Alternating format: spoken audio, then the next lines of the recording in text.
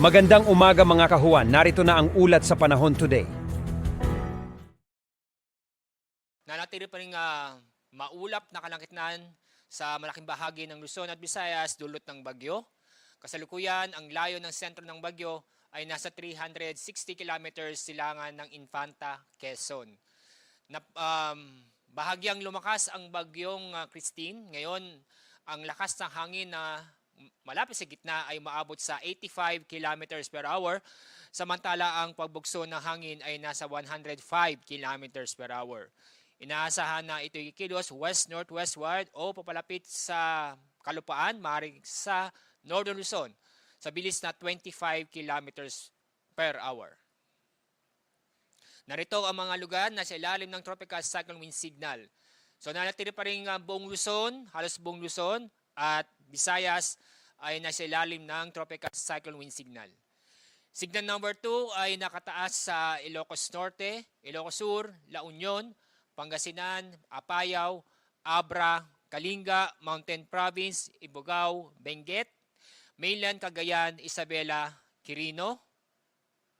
Ganoon din sa Nueva Vizcaya, Aurora, Nueva Ecija, Tarlac, northern portion ng Zambales, northern portion ng Quezon, northern portion ng Bulacan, Pulilio Islands, Camarines Norte, northern at eastern portion ng Camarines Sur, Catanduanes, eastern portion ng Albay, northeastern portion ng Northern Samar, at northern portion ng Eastern Samar. Narito naman ang mga lugar na sa ilalim ng Tropical Cyclone Wind Signal number 1 ay sa Batanes, Babuyan Islands, Pampanga, lalabing bahagi ng Zambales, Bataan, lalabing bahagi ng Bulacan, Metro Manila, Rizal, Cavite, Laguna, Batangas, lalabing bahagi ng Quezon, Occidental Mindoro, kasama ang Lubang Island, Oriental Mindoro, Marinduque, Romblon, Calamian Islands, lalabing bahagi ng Camarines Sur, lalabing bahagi ng Albay, lalabing bahagi ng Sorsogon, Masbate, kasama ang Ticao at Bures Island, Calamian Islands, Aklan, Capiz, Antique, kasama ang Caluya Island, Iloilo, Guimaras, northern portion ng Negros Occidental, northern portion ng Negros Oriental, northern at central portion ng Cebu kasama ang Bantayan at Camotes Island, Bohol, lalabing bahagi ng Eastern Samar, lalabing bahagi ng Northern Samar, Samar, Leyte, Biliran at Southern Leyte. Minaasahan pa rin tayong ngayon at sa mga susunod ng araw na malalakas o matitinding pag-ulan dahil sa bagyo. Intense hanggang torrential na pag-ulan ngayong araw sa Cagayan, Isabela, Apayao, Aurora, Quezon, Catanduanes, Camarines Norte at Camarines Sur. Heavy to intense na pag-ulan inaasahan sa lalabing bahagi ng Cagayan Valley, lalabing bahagi ng Cordillera, Ilocos Region, Rizal, Albay at Sorsogon.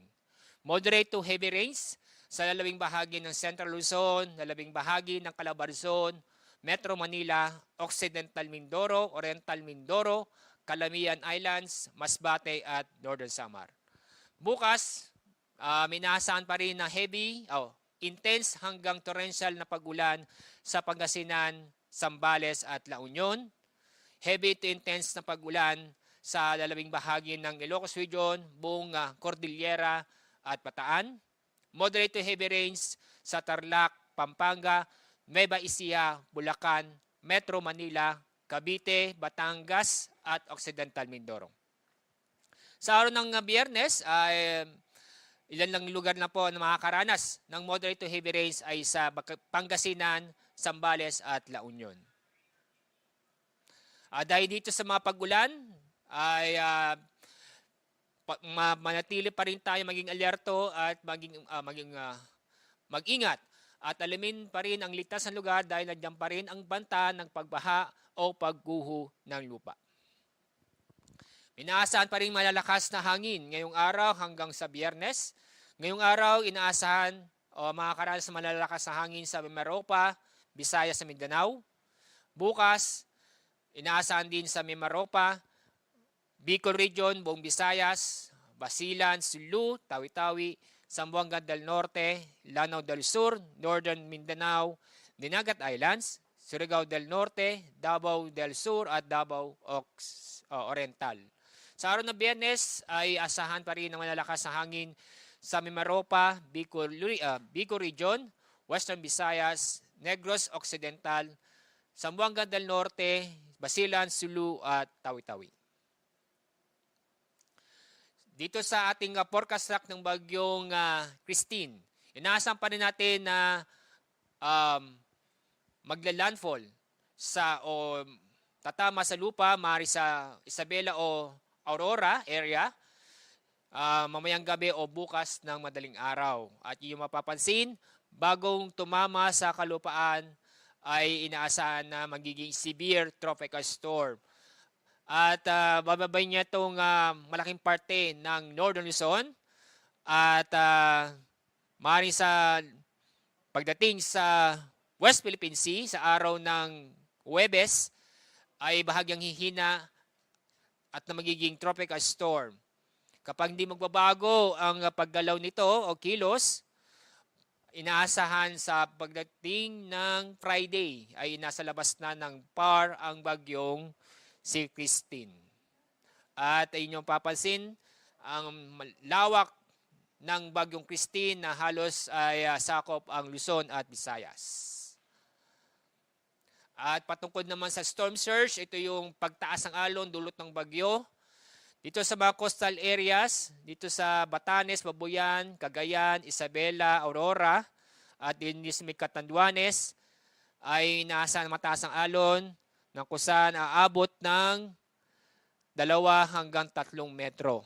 Itong nagpapansin yung kulay dilaw, yung coastal waters, baybaying dagat, dito sa Ilocos Region at may parte din ng Bataan, Zambales, ay inaasahan taas ang alon o storm surge na aabot ng halos 1 metro.